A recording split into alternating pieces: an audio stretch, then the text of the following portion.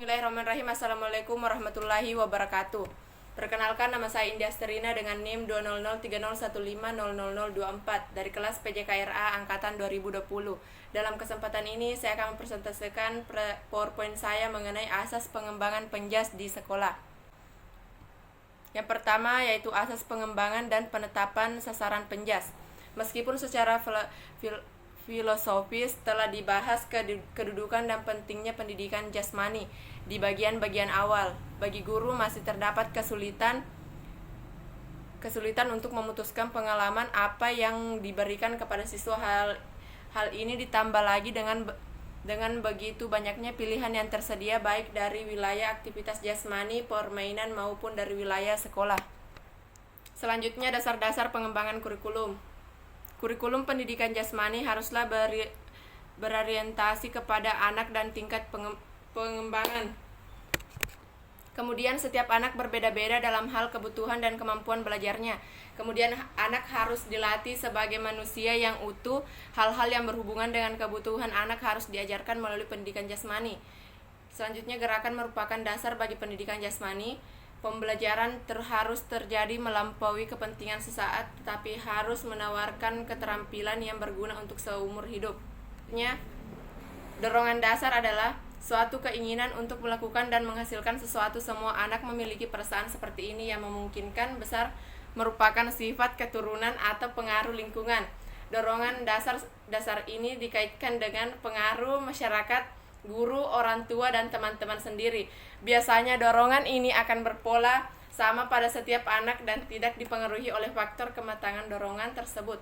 Niscaya mengarahkan pengembangan kurikulum pendidikan jasmani dan untuk menciptakan program yang sesuai dengan sifat-sifat anak. Selanjutnya, dorongan untuk bergerak, dorongan untuk berhasil dan mendapatkan pengakuan, dorongan untuk mendapatkan pengakuan teman dan masyarakat, dorongan untuk bekerja sama dan bersaing, dorongan untuk kebugaran dan daya tarik, dorongan untuk bertualang, dorongan untuk kepuasan kreatif, dorongan untuk menikmati irama, dan dorongan untuk mengetahui pendidikan jasmani. Persoalan konflik antara makna pendidikan jasmani dan pendidikan olahraga perlu diselesaikan. Keduanya tidak perlu dipertentangkan. Yang berbeda adalah dalam hal pemahaman keduanya sebenarnya mengandung fungsi mendidik.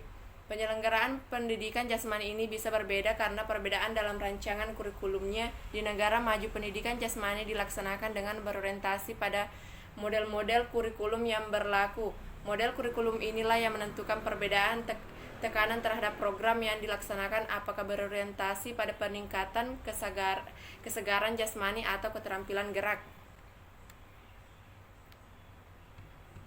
Selanjutnya, pendidikan gerak, pendidikan olahraga, pendidikan petualangan, pendidikan perkembangan, pendidikan kebugaran, pendidikan disiplin, keilmuan olahraga.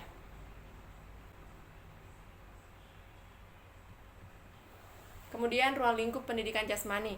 Ruang lingkup pendidikan jasmani dapat ditentukan, namun demikian uraian tentang ruang lingkup ini dibatasi dan sifatnya umum berdasarkan tinjauan terhadap uraian-uraian di atas.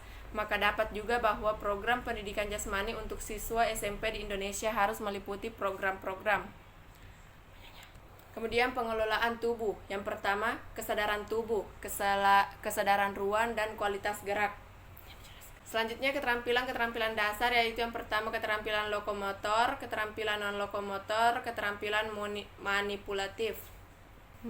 Selanjutnya, keterampilan yang terspesialisasi adalah keterampilan yang digunakan dalam berbagai cabang olahraga dan wilayah pendidikan jasmani lainnya.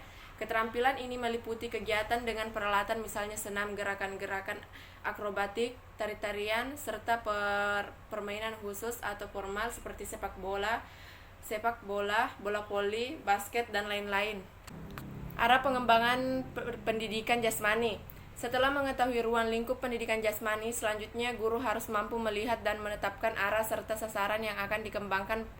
Pedoman umum tentang arah dan sasaran ini diuraikan secara garis besar dalam bentuk 5 tujuan perubahan yang harus terjadi pada anak didik. Kemudian murid menjadi sadar akan potensi geraknya.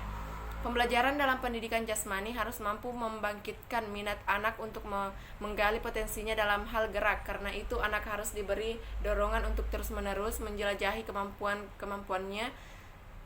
Tugas ini tidak mudah dan hasilnya tidak akan segera dari pertemuan ke pertemuan. Mungkin guru hanya akan melihat kemajuan yang lambat atau tersendat-sendat serta seolah berjalan di tempat baik secara meyakinkan. Ketika murid terlibat dalam proses pembelajaran, mereka harus merasakan adanya perasaan mampu lancar dan tidak tersendak-sendak.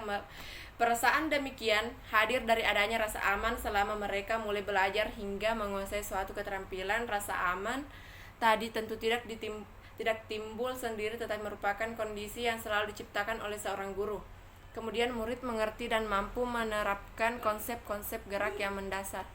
Keterampilan dalam berbagai cabang olahraga memiliki struktur tersendiri, lengkap dengan konsep dan prinsip yang mendasarinya. Memahaminya, konsep-konsep itu merupakan syarat untuk menguasai keterampilan yang dipelajari. Semakin terkuasai konsepnya, semakin mudah suatu keterampilan itu dapat dikuasai.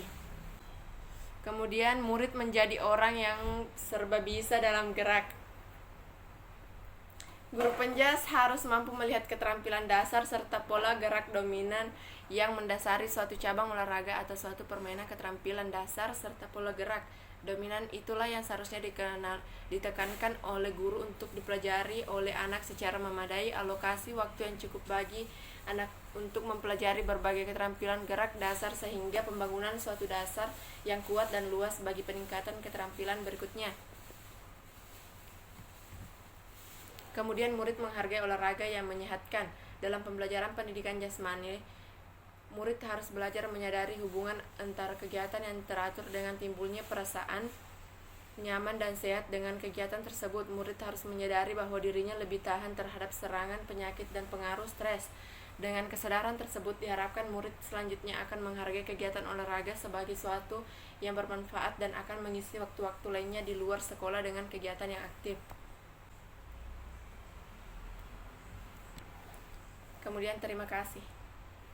Baik, itulah tadi persentase yang sempat saya paparkan. Saya India Strina mengucapkan Assalamualaikum warahmatullahi wabarakatuh.